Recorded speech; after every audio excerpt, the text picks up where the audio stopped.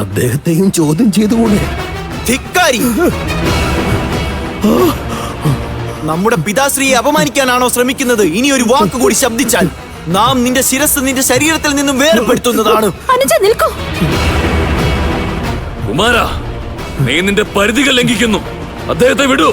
പറയുന്നത് കേൾക്കൂ. ഇത് നമ്മുടെ ആജ്ഞയാണ്. നിന്റെ ഉടവാൾ താഴ്ത്തു.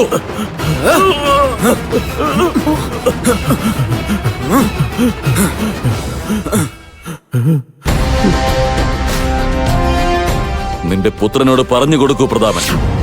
അഥവാ രാജസിംഹാസനത്തിൽ ഇരിക്കണമെങ്കിൽ ഇപ്രകാരത്തിലുള്ള ഉഗ്രമായ പെരുമാറ്റം അവൻ ഒരിക്കലും ശോഭ നൽകില്ല. ക്രോധമടക്കാൻ പരിശീലിക്കണം. അത് സത്യമാണ്. അനുജൻ മുൻപ് ഇങ്ങനെ ആയിരുന്നില്ല. ഇവന്റെ മനസ്സിൽ എന്താണുള്ളത്? ഒന്നും ചെയ്തിട്ടില്ല. ഇതെന്താണ്? അല്ല, നിങ്ങൾ ഇവനെ ഇത്രയും പ്രേരിച്ചത് എന്തിനാ? ഒരു ബാലനെ ഇങ്ങനെ മർദ്ദിക്കുമോ? മറ്റൊരു മാർഗവും ഇല്ലായിരുന്നു രാജകുമാരി. നാം സ്വയം നമ്മുടെ കണ്ണുകൾ കൊണ്ട് കണ്ടതാണ്. കൊട്ടാരത്തിന്റെ പിന്നിൽ ചെന്ന് എന്തോ ഒളിപ്പിച്ചു വെച്ച് രക്ഷപ്പെടുകയായിരുന്നു. നമുക്ക് ഉറപ്പുണ്ട് മഹാരാജാവിന്റെ ഹാരം ഇവന്റെ പക്കലുണ്ടാകും. ഇല്ലില്ല, നമ്മെ വിശ്വസിക്കൂ. നാം ഒരു ഹാരവും മോഷ്ടിച്ചിട്ടില്ല. എന്താ കുമാര അങ്ങ് നിശബ്ദനായത്? എന്താണ്? ഇപ്പോൾ അങ്ങ് മോഷ്ടാവിനെ തിരയുകയായിരുന്നില്ലേ? അനുജ, നീ ഇവന് ശിക്ഷ നൽകാൻ പോവുകയാണോ? എന്നാൽ ഇവനാണ് അപരാധി എന്നതിന് എന്തെങ്കിലും തെളിവുണ്ടോ? അതിനർത്ഥം അവിടുന്ന് ഇപ്പോൾ കേട്ടതല്ലേ ഈ ഭടൻ പറഞ്ഞതെല്ലാം? ഇവൻ മോഷണം നടത്തി അവിടെ നിന്ന് രക്ഷപ്പെടുകയായിരുന്നു. എന്നാൽ ഇവന്റെ പക്കൽ ഒരു തെളിവുമില്ലല്ലോ. എങ്കിൽ പിന്നെ മോഷ്ടാവെന്ന് എങ്ങനെ പറയാൻ സാധിക്കും? അനുജ, ഒരു കാര്യം ഓർമ്മയിൽ സൂക്ഷിക്കണം. ക്രോധം കൊണ്ട് ഒരു രാജ്യത്തെയും നിയന്ത്രിക്കാൻ നമുക്കൊരിക്കലും ആവില്ല. അങ്ങനെ രാജാവാകാനും സാധിക്കില്ല.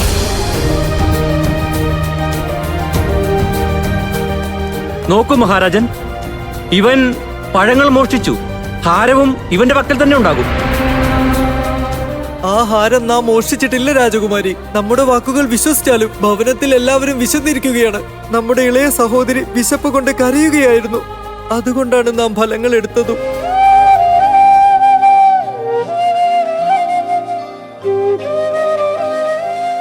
ഇനി നിങ്ങൾ ഇവന്റെ കാര്യത്തിൽ എന്താ പറയുക? അഥവാ ഇവൻ ഹാരം മോഷ്ടിച്ചിട്ടുണ്ടായിരുന്നെങ്കിൽ ഇവനെ പരിശോധന നടത്തുമ്പോൾ ഹാരം ലഭിക്കുമായിരുന്നു, പഴങ്ങളല്ല.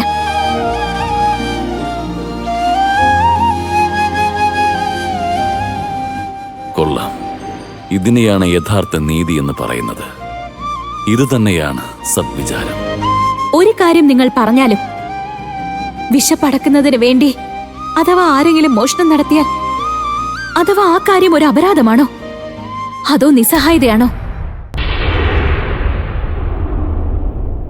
അഥവാ പ്രജകൾ വിശന്നിരിക്കുകയാണെങ്കിൽ അതിന്റെ ഉത്തരവാദിത്വം ആർക്കാ? അഥവാ പ്രജകൾക്ക് ഭോജനം ലഭിക്കുന്നില്ലെങ്കിൽ അത് കേവലം രാജാവിന്റെ പരാജയമാണ്. പറയുവാൻ ആഗ്രഹിക്കുന്ന എന്താണ് പുത്രി?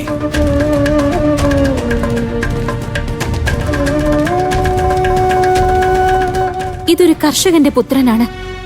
ഇവനൊരു കഠിനാധ്വാനിയാണ്. ഇവനെ നമ്മുടെ സേനയിൽ ചേർക്കുകയാണ് വേണ്ടത്.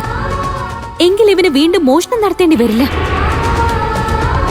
അല്ലയോ സേനാപതി, ഈ യുവാവിന് അങ്ങയുടെ സൈന്യത്തിൽ അംഗത്വം നൽകും.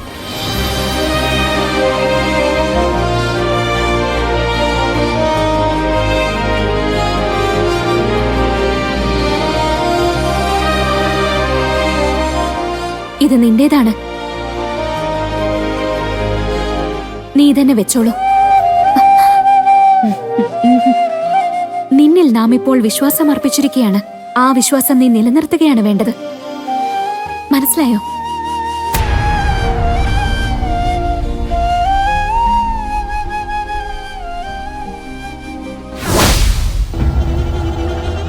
ഇത് സ്വീകരിക്കൂ. നോക്കൂ ജോഡില, നിനക്കൊരൽപ്പം കഷ്ടതയുണ്ടാകും.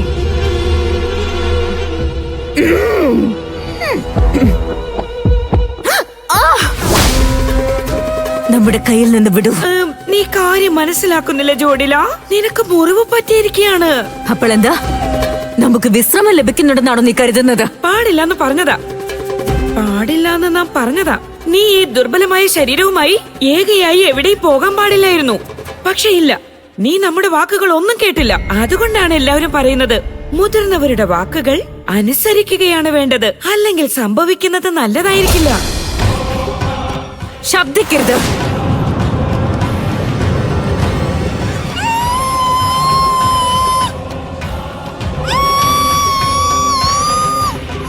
നിന്റെ വായ വീണ്ടും വീണ്ടും രാക്ഷസ റാണി ജോഡിലെ ഉപദേശിക്കാൻ ശ്രമിച്ചിരിക്കുകയാണ്. ആ വായ അടഞ്ഞിരിക്കുന്ന തന്നെയാണ് എല്ലാവർക്കും നല്ലത്. ഇനി ഇങ്ങനെ തന്നെ നടന്നോളൂ.